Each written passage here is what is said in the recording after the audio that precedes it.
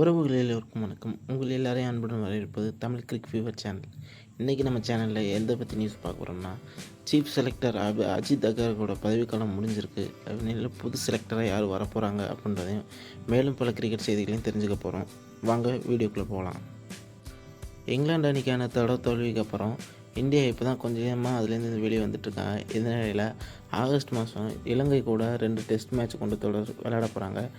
அதற்கான அணி இந்த வாரத்தில் அறிவிக்கப்படும் அப்படின்னு சொல்லி ரிப்போர்ட் வந்திருக்கு. இதில் ரொம்ப நாளுக்கு அப்புறம் ஜடேஜா டீமில் ரிட்டர்ன் ஆக போகிறாரு. பும்ராவும் இப்போ தேர்ட் ஓடிசி மேட்ச்லேருந்து ரூல் அவுட் இருந்தாப்புல. அவர் இப்போ டெஸ்ட் மேட்ச்சில் கம்பேக் கொடுக்க போகிறதாகவும் ரிப்போர்ட் வந்திருக்கு. டெல்லி கேபிட்டலோட ஒரு யங் பிளேயர், ஃபியூச்சரிஸ்டிக் பிளேயராக பார்க்கப்பட்ட அபிஷேக் புரேல் கொல்கத்தா ஹைகோர்ட் அரெஸ்ட் பண்ணணும் அப்படின்னு சொல்லி ஆர்டர் பப்ளிஷ் பண்ணியிருக்காங்க. இது என்ன காரணத்துக்காக அப்படின்றத பார்த்தோம்னா, அடுத்ததாக துலீப் டிராஃபிக்கான வெஸ்ட் ஜோன் டீம் அறிவிச்சிருக்காங்க. இந்த டீமுக்கு ருத்ராஜ் கெய்க்வாட் இந்த டீமை லீட் பண்ணுறாரு.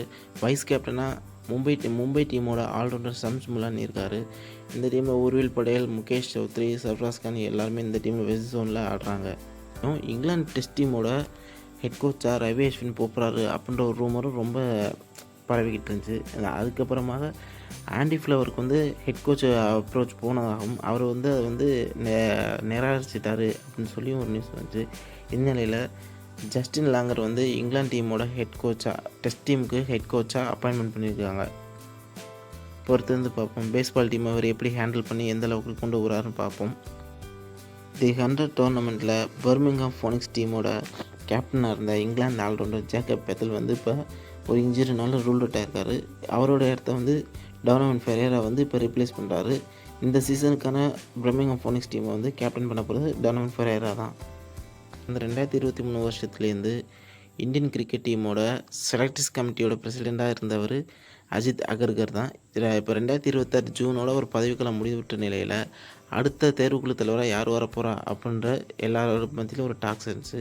அதே சமயம் அடுத்ததாகவும் அஜித் அகர்கர் தான் வருவார் அப்படின்ற பேர் அடிபட்டது. எதனாலனா 2023 2026 வரைக்கும் 3 ஐசிசி ட்ராஃபிஸ் அவர் செலக்ட் பண்ண டீம் தான் அடிச்சு கொடுத்துருக்கு. 2024 T20 வேர்ல்டு கப், அப்புறம் சாம்பியன்ஸ் ட்ராஃபி, அப்புறம் 2026 T20 வேர்ல்டு கப், 3மே இவங்க செலக்ட் பண்ண டீம் தான் அடிச்சு கொடுத்துருக்கு. அப்படின்றதுனால அஜித் அகர்கர் தான் அடுத்த 2027 வேர்ல்டு கப் வரைக்கும் அவர் தான் செலெக்ஷன் கமிட்டியோட சீஃப் பிரசிடெண்ட்டாக இருப்பார் அப்படின்ற மாதிரி தகவல் அடிபடுது. ஆல்மோஸ்ட் இது கன்ஃபார்ம் ஆகிருக்கு. என்ன தான் அகர்கர் தலைமையிலான செலெக்ஷன் கமிட்டி செலக்ட் பண்ண டீம் 3 ஐசிசி ட்ராஃபி அடிச்சிருந்தாலும் சில நேரங்களில் இந்தியன் டீம் டவுன்ஃபால் சந்திக்கும் போது அவங்க செலக்ட் பண்ண டீம் மேலே கிரிட்டிசிசம் வருது தாங்க. இப்போ ரீசெண்டாக இங்கிலாந்து கூட நடந்த மேட்ச்சில் இந்தியா டீம் ஓடிஐயில் ஒரு மேட்ச் ஜெயித்தாங்க, 2 மேட்ச் தோற்று சீரீஸ் லாஸ் பண்ணிட்டாங்க. T20 கம்ப்ளீட்டாக ஒயிட் வாஷ் ஆச்சு. இந்த இதில் செலெக்ஷன் கமிட்டி மேலே தான் ரொம்பமாக கிரிட்டிசைஸ் பண்ணாங்க. காரணம் இங்கிலாந்து டீமில் ஆடில் ரஷீத்தை வச்சு நல்லா ஆடுறாங்க. ஆனால் நம்ம சைடு இந்தியன் டீமில் ரெண்டுமே ஃபிங்கர் ஸ்பின்னர் வச்சு தான் யூஸ் பண்ணாங்க. குல்தீப் யாதவ் ஒரு எக்ஸ்பீரியன்ஸ் ஸ்பின்னர் அப்படிங்கிறப்ப குல்தீப் யாதவ் டீமில் எடுக்கலை அப்படின்றப்ப ரொம்ப கான்ட்ரவர்சி ஆச்சு. ஏன்னா குல்தீப் யாதவோட எக்ஸ்பீரியன்ஸுக்கு அந்த இந்தியன் டீமே பவுலிங் லைனப் ரொம்ப அன்எக்ஸ்பீரியன்ஸாக தான் இருந்துச்சு. அந்த இடத்துல குல்தீப் யாதவ் இருந்தால் ரொம்ப ஒரு பூஸ்ட்ஃபுல்லாக இருந்திருக்கும் டீமுக்கு. அப்போ குல்தீப் யாதவ் மட்டும் இல்லாமல் ஐபிஎல்லில் நல்லா கடந்த 2 சீசன் ஐபிஎல்லில் நல்லா பெர்ஃபார்ம் பண்ணுற புவனேஸ்வர் குமார் ஒரு 4 வருஷமாக லாஸ்ட் 4 வருஷமாக புவனேஸ்வர் குமார் இந்தியன் டீம் சர்க்கியூட்லேருந்து ஓரங்கட்டிட்டு தான் வர்றாங்க. அப்படின்னப்போ இந்த லாஸ்ட் 2 இயர்ஸ் ஐபிஎல்லில் நல்லா பெர்ஃபார்ம் பண்ண புவனேஸ்வர் குமார் டொமஸ்டிக்லையும் நல்லா பெர்ஃபார்ம் பண்ணியிருந்தார். அவரை இந்த ஓடி சீரீஸ் செலக்ட் பண்ணாது அதுவும் ஒரு கான்ட்ரவர்ஷியலாக மாறிச்சு.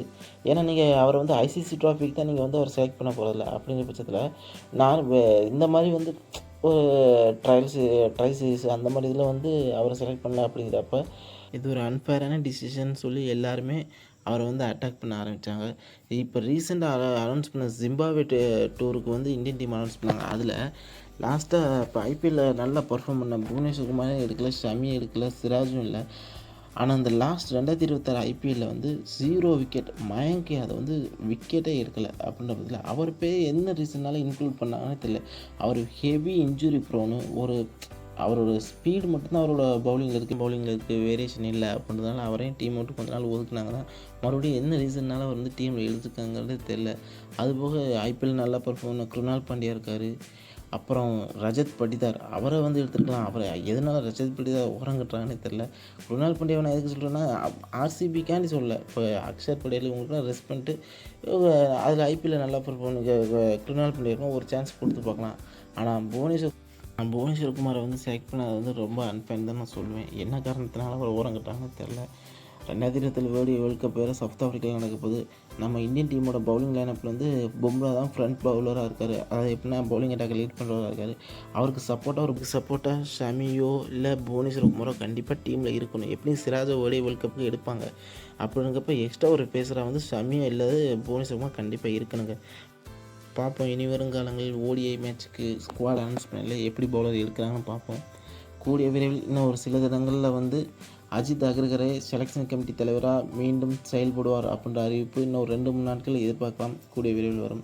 மேலும் இது போன்ற தகவல் தெரிஞ்சுக்கவும் கிரிக்கெட் சம்மந்தமாக அப்டேட்ஸ் நியூஸ் எல்லாம் தெரிஞ்சுக்க நம்ம தமிழ் கிரிக் ஃபீவர் சேனலை சப்ஸ்கிரைப் பண்ணிக்கோங்க. மறக்காமல் பெல் பட்டன் கிளிக் பண்ணிக்கோங்க. சப்ஸ்கிரைப்